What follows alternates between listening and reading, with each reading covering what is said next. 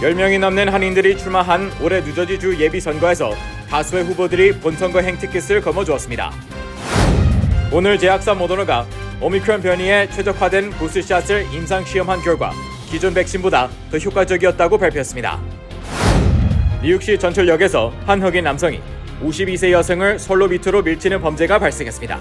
올해 4월까지 솔로 침범 사고는 537건 발생했습니다.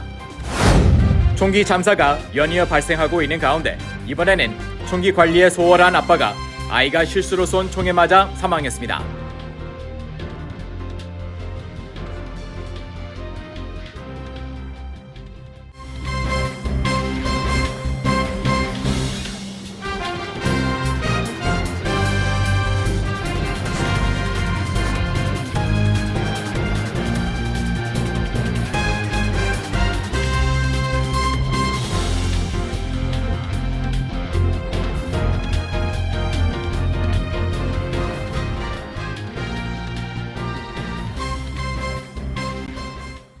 여러분 안녕하십니까?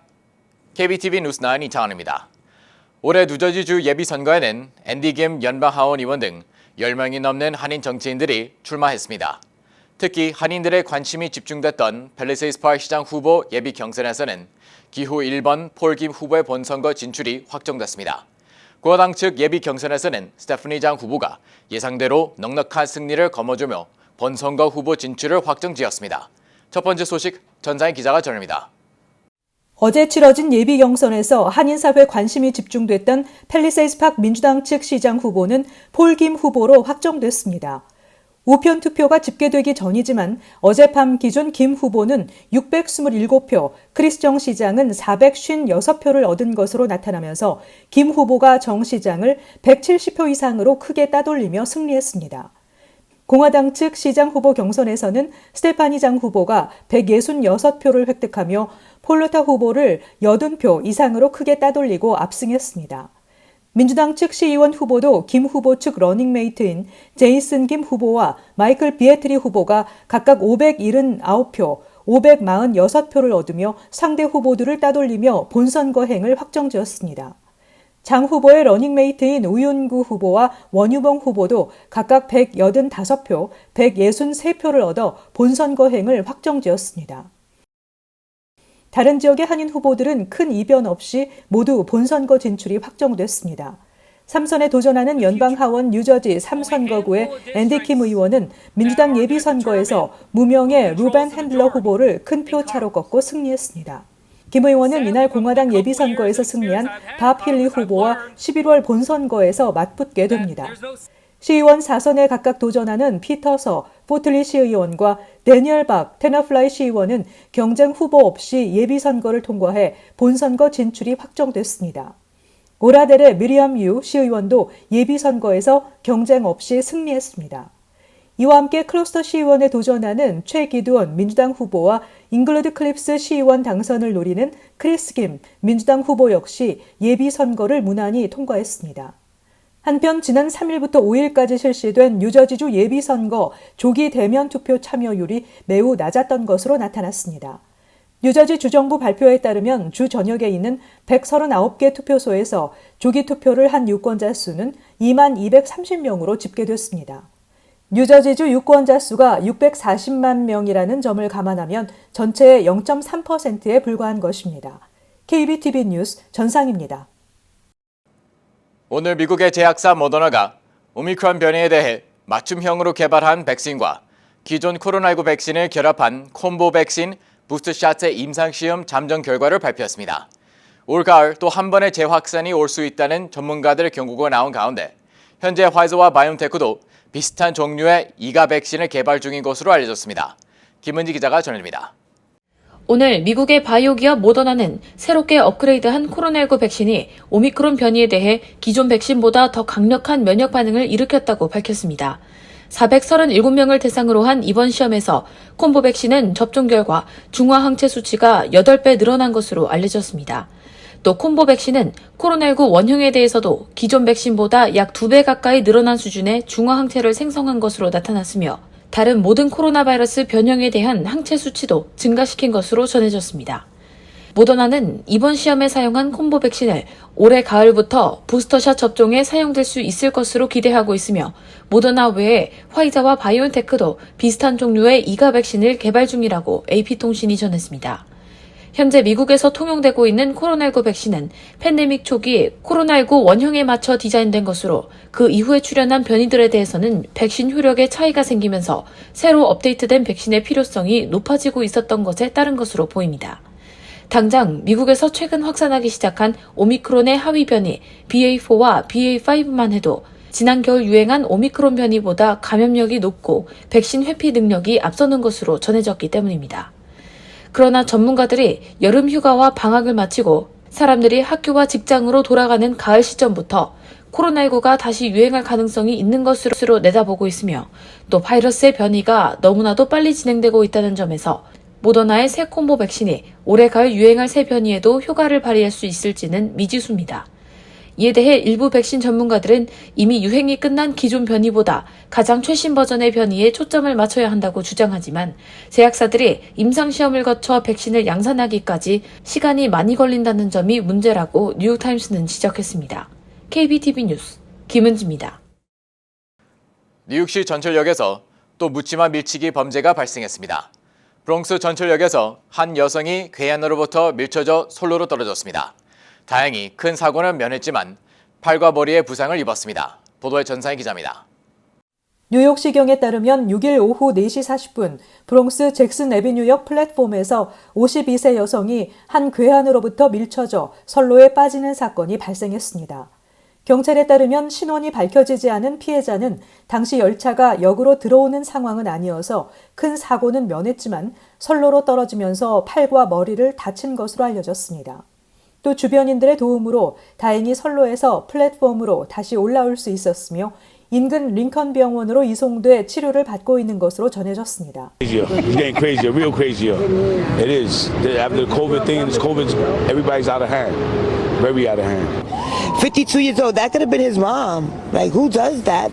경찰은 용의자가 피해자를 밀친 후 도주했지만 수색 끝에 어제 검거했다고 밝혔습니다. 용의자는 브롱스 거주 시오도 앨리스로 밝혀졌으며 경찰은 용의자를 1급 폭행, 1급 중과실치상 혐의로 체포했습니다. 뉴욕시 전철역 내 묻지마 밀치기 범죄는 지난 1월 미셸 앨리사고 사망사건 이후 꾸준히 문제점으로 지적되고 있습니다. 메트로폴리탄 교통공사의 전철 선로 침범 태스크포스는 지난달 25일 보고서를 발표하고 2022년도 첫 4개월 동안 선로 침범 사고가 537건을 기록했다고 밝혔습니다. 이 중 열차 충돌 사고로 사망자가 발생한 사건은 총 105건입니다. MTA는 타임스퀘어역, 3에비뉴역, 서핀 블러바드, JFK 공항역 등 주요 전철역에 스크린도어 시범 운영을 위한 설치가 2025년에나 완공될 것으로 예상했습니다. KBTV 뉴스 전상입니다. 총기 참사가 연이어 발생하고 있는 가운데 이번에는 20대 남성이 2살 배기 아들이 실수로 쏜 총에 맞아 숨졌습니다. 어떻게 된 일인지 김은지 기자가 보도합니다.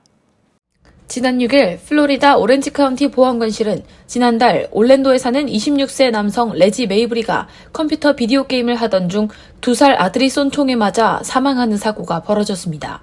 사고 당시 현장에 출동한 보안관들은 처음에는 남성이 극단적 선택을 한 것으로 생각했으나 남성의 등에서 총상 자국이 발견되면서 수사 방향이 전환됐습니다.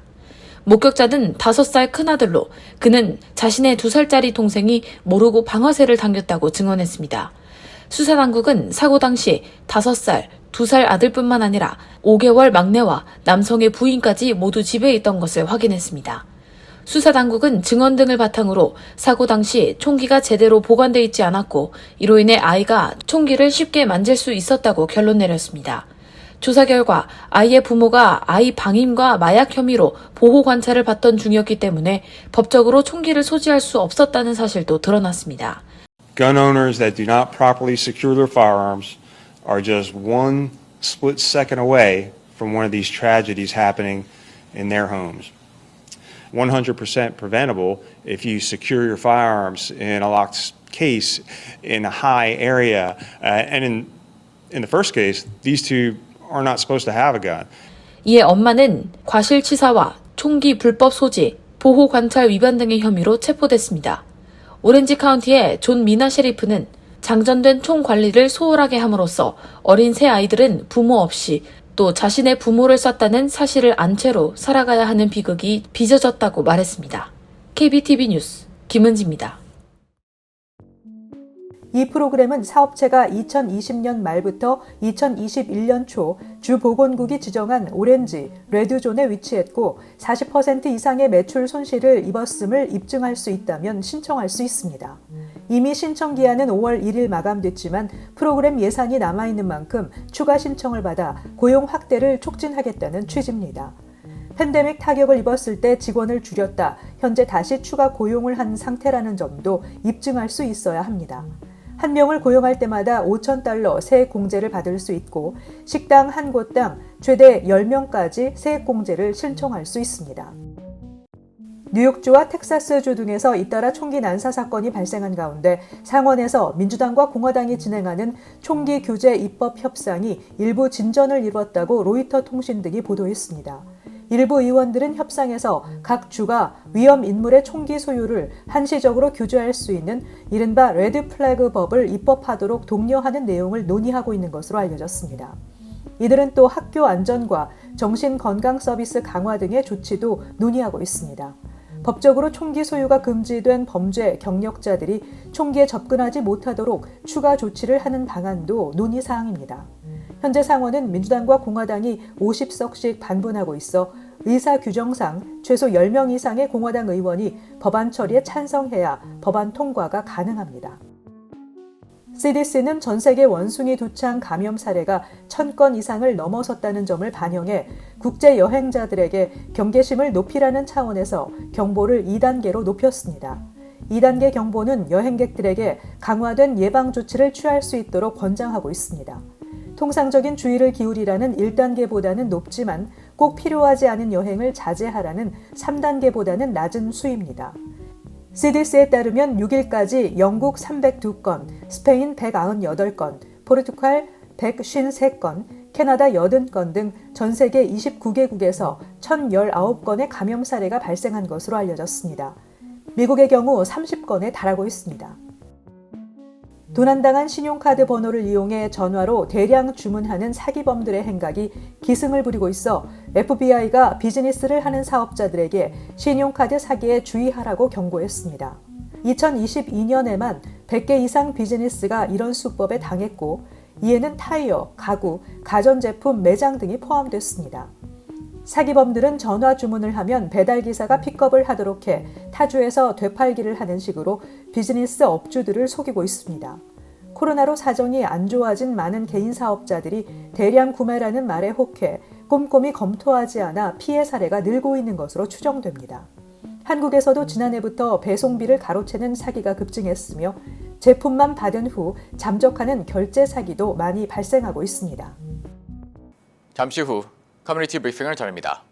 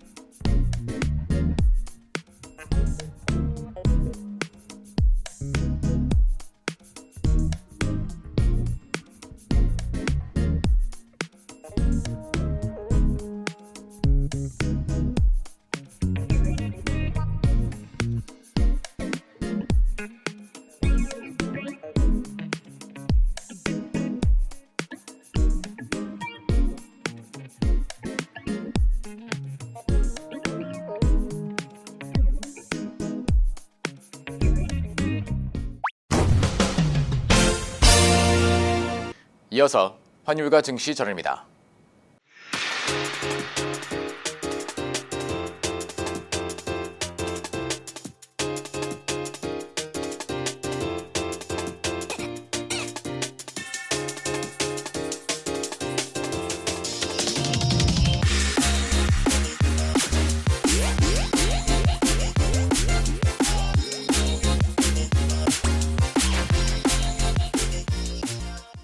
잠시 후 뉴욕과 뉴저지 날씨 전해드립니다.